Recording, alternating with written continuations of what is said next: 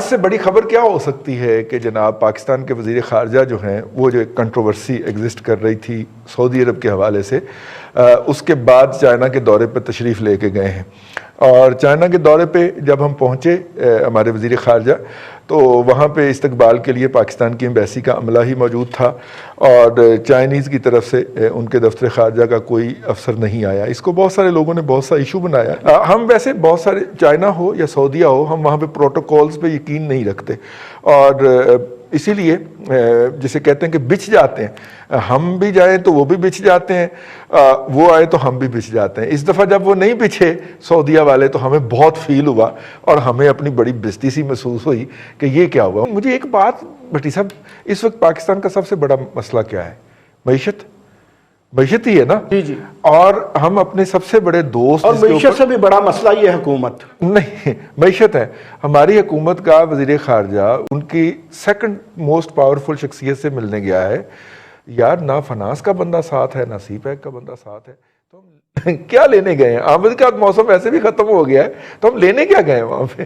صاحب بات یہ ہے کہ آپ ایک تو گھبرا بہت جلدی جاتے ہیں، یہ میں آپ کی بات نہیں کر رہا، آپ سے مراد یعنی ہم لوگ سارے، ہم لوگ گھبرانا نہیں، آپ نے ویسے میرا نام نہیں لیا، کہنا مجھے چاہیے، لیکن بات یہ ہے کہ اگر ایئرپورٹ پہ ان کا کوئی اعلیٰ حکام اگر انہوں نے نہیں آئے یا ان کے وزارت خارجہ کی جانب سے، دیکھیں ہیڈ کانسٹیبل آیا تھا ایک، چلیں وہ نہیں وہ اور بھی لوگ تھے ہمارے اپنے وہاں ایمبیسی کے، ہماری ایمبیسی کے لوگ تھے وہاں پہ۔ وہ مسئلہ یہ ہے جی کہ اگر نہیں آئے کوئی بات نہیں، ہو سکتا ہے وہ چائنیز جلدی سو جاتے ہوں گے، وزیر خارجہ نہیں ہوتے، دیر ہی کیسے جا رہا ہے جنا گھر، چلے وہ پھر اس وقت کہیں آرام فرما رہے ہوں گے یا کوئی اور ضروری کام کر رہے ہوں گے، انہوں نے صرف ہمارے سے تو نہیں ملنا، چائنا سپر پاور ہے، اکنامک پاور ہے، وہ کسی اور سے بھی میٹنگ ہو سکتا کر رہے ہوں، یا وہ اپنے صدر سے مشورہ کر رہے ہوں، میں نے کچھ دیر کے بعد وزیر خارجہ آئے ہیں پاکستان سے، ہو سکتا ہے کہ وہ وزیر خارجہ بھی 2 بجے اٹھتے ہوں، یہ نہیں ہو سکتا، چائنا میں یہ نہیں ہو سکتا، اچھا اتنی بڑی سپر پاور ہے تو وہ نہیں، چائنا جی وہ صبح 4:30-5 بجے اٹھ جاتے ہیں۔ میں ایک دفعہ گیا ہوں ماضی میں وزیر اعظم صاحب کے ساتھ، وزیر اعلیٰ صاحب کے ساتھ دورے پہ، تو وہ تو صبح 5:30-6 بجے اٹھے ہوتے ہیں، سارے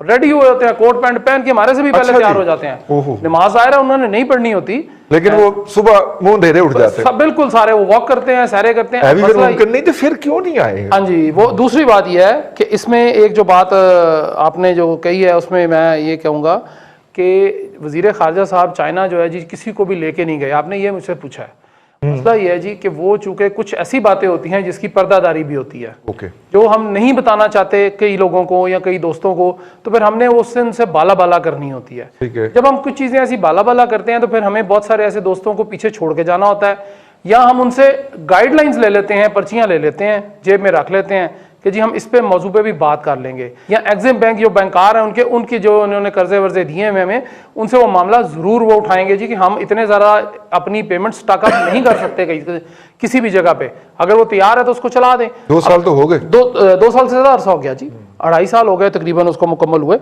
ہماری مجبوری یہ ہو گئی ہے کہ چونکہ ہمارا جھنڈا پاکستان میں ہی جو ہے وہ بڑے مسائل کا شکار ہو گیا ہے، تو ہم باہر جا کے کیا کریں گے؟ اب مسئلہ یہ جی کہ ہم ایک طرف سعودی عرب سے بھٹی صاحب یار غلط گل ہے، دیکھو دفتر خارجہ کا دروازہ پاؤں کے ساتھ کھول کے آپ ہمیں ٹک ٹاک بنانے جی بالکل ایسے ہی ہے، میں یہی کہہ رہا ہوں، تو پھر ہم کیا کریں؟ یہ میرا مطلب ہے کہ خارجہ پالیسی کیسے چلائیں؟ آپ زیادہ الیبوریٹ کر دیتے ہیں، میں نے تو مخصوص الفاظ میں اس کی نشاندہی کی ہے کہ آپ نے زیادہ کہہ دیا، چلیں ہم نے جھنڈا یہاں اس کو نہیں قدر کی، تو باقی تو دیکھیں رضی صاحب، جب میں اپنی عزت اپنے گھر میں نہیں نہ کرواؤں گا، بالکل ٹھیک ہے، باہر سے مجھے کسی نے آ کے نہیں عزت دینی ہے، یہ سمپل سی بات یہ ہے۔ فیر ہے 2 بہت بڑے بڑے تبصرہ نگار جو پاکستان کے ہیں ان کا نقطہ نظر آ گیا ہے، سانو پتہ ہے کہ ایسی کی کار رہے ہیں۔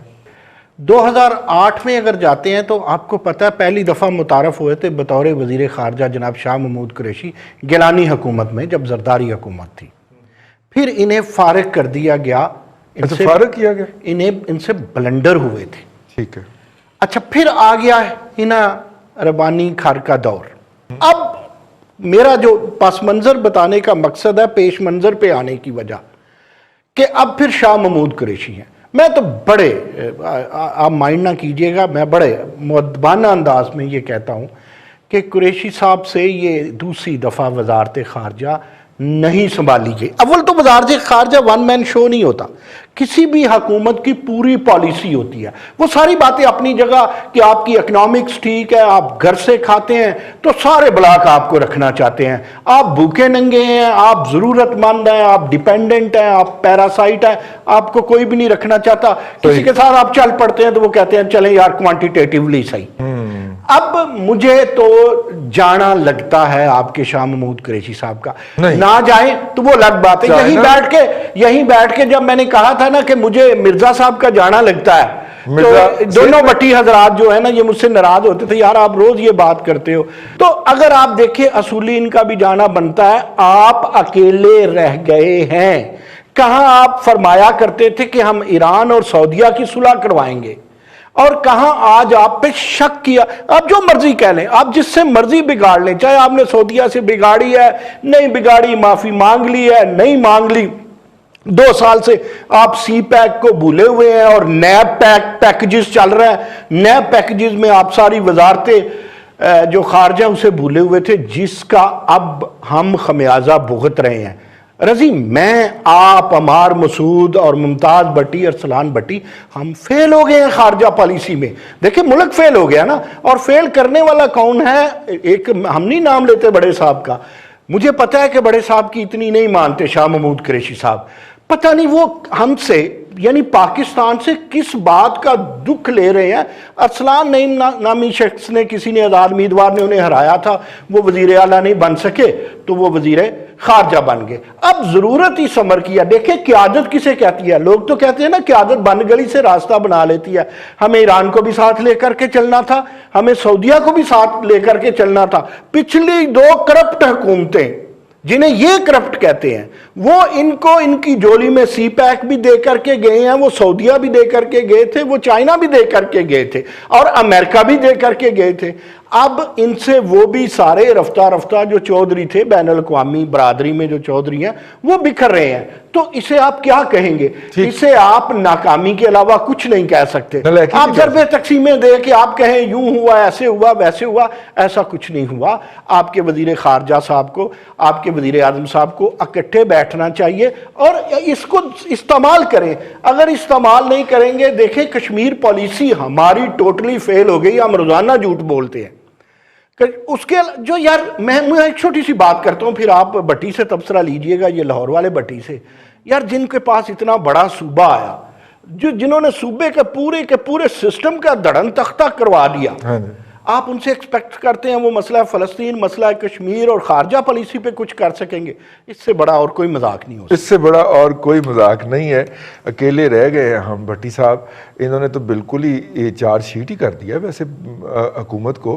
फिर उसमें हमने कोशिश बहुत की अमेरिकन ब्लॉक की तरफ जाने की, लेकिन अमेरिका का अब हमें वो इंटरेस्ट नहीं रहा। और जिस तरह जैसे आपने देखा कि सऊदी अरब ने भी अब उस तरफ कुछ रुजू किया है, इसराइल की तरफ, और वो अमेरिका के कहने पे उस पर मजीद बात हो भी सकती है।